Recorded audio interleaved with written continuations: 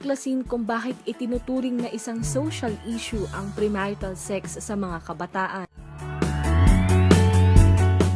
Alamin kung ano nga bang pinagdadaanan ng isang kabataan kapag siya'y lumantad sa kanyang sexualidad. Mga sensitibong paksama na ating pag-uusapan lalo para sa mga kabataan, makakaasa kayong marami kayong matututunan. Isang makapulungang diskusyon at talakayan patungkol sa sarili at pamilya, ating pag-uusapan dito sa Guideline.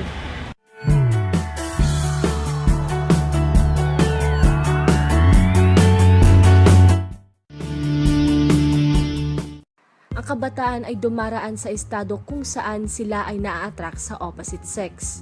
Hindi maiiwasan na sila ay maakit o mabighani sa isa't isa. Pero paano nga ba malilimitahan ang atraksyong ito? Isa si Laura sa mga inang ang anak maagang naging ina. 19 years old pa lamang ito nang mabuntis. Ayon sa kanya, maaaring isang dahilan nito ang pagiging broken family nila. Broken family kami. Tsaka yung isa pa nga, yung gusto niya mag-aral, hindi ko siya na magiging edukasyon. Samantala, ilan sa mga sinasabing sanhi kung bakit parami ng parami ang bilang ng teenage pregnancy sa ating bansa ay ang unplanned sexual encounters.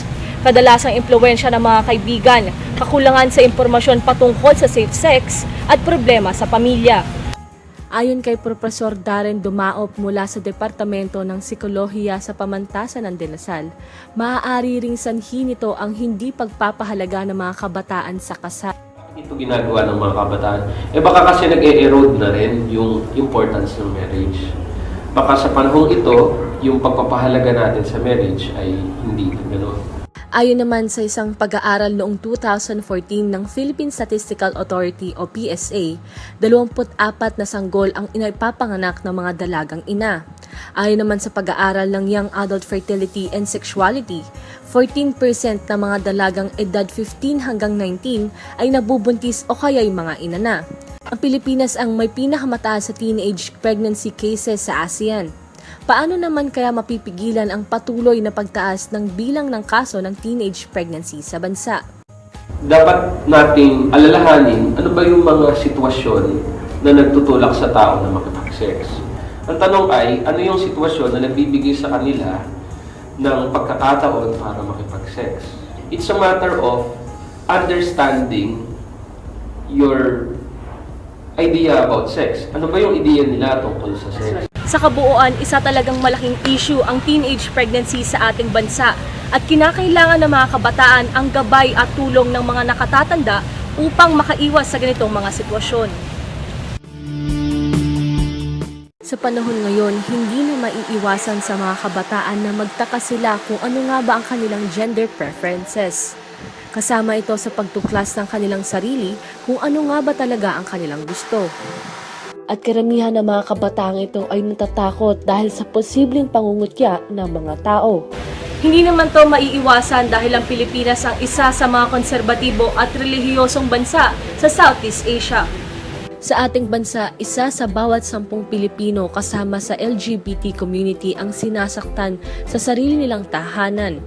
Hindi pa kasama rito ang mga kasong hindi na ire-report. Ilan rin sa mga pananakit na ginagawa sa kanila ng sarili nilang mga magulang o guardian ay ang pagbubuhos ng mainit na tubig, pambubugbog at pagtatakwil. Ito ay base sa mga kasong nai-report sa pulisya. Isa si Kobe Grepo sa mga kabataang parte ng LGBT community. Bata pa lamang siya ay alam niya na kung ano ang kanyang preferred na sexualidad. Grade 4. Kasi nag-start na ako na talagang yung group of friends ko, puro girls talaga. And nagkakaroon ng infatuation sa same-sex. Mayroon namang grupong nabuo sa bansa na tinatawag na Philippine LGBT Hate Crime Watch na naglalayong ipagtanggol ang mga kabilang sa LGBT community mula sa prejudice at bias. Ayon sa grupo, may naitalang 144 na hate crimes laban sa LGBT Filipinos mula 1996 hanggang 2011. Ayon din sa Being LGBT in Asia, the Philippine Report ng USAID, maraming magulang o guardians ng Filipino LGBT youth ang nabibigong protektahan ng kanilang mga anak mula sa pang-aabuso ng ibang tao. Sa kaso naman ni Kobe, madali itong natanggap ng kanyang mga kaibigan at pamilya. Friends, madaling natanggap, of course. Kasi simula naman nung bata ko, parang hindi naman ako yung ganong kaboy na boy. Pero yung sa family, hindi naman na-open up yung topic na to. And I know naman na siguro tanggap naman nila. Ayon muli kay Profesor Darren Dumaop, nararapat lamang natanggap ng mga magulang ang kanilang mga anak na parte ng LGBT community at maging open-minded tungkol sa mga ganitong bagay. Trato nila, kaya ng karating anak. Hindi ba? Halimbawa, natuklasan mo na natuklasan ng isang magulang, for example, na yung kanyang anak ay sabihin natin na mas malungkutin kumpara sa iba. Eh hindi mo naman mapapasayo kung ganun talaga yung kanyang karakter. Eh di tanggapin mo siya at pakitunguhan mo siya bilang siya. Ganun din kung LGBT, di ba? So, I think, kailangan yung parent mag-adapt ng mas open-minded na position sa mga bagay. Makikita din natin dito na kahit unti-unti ay tinatanggap na sa ating lipunan ang LGBT community. Ngunit hindi maiiwasang magkaroon ng violence at pananakit laban sa mga ito. At dapat tatandaan ng mga magulang na laging gabayan ang kanilang mga anak sa estadong nalilito ito sa desisyon sa buhay para sila ay lumaki ng maayos, responsable at masaya. Muli, ako po si Paula Mondares para sa Guideline.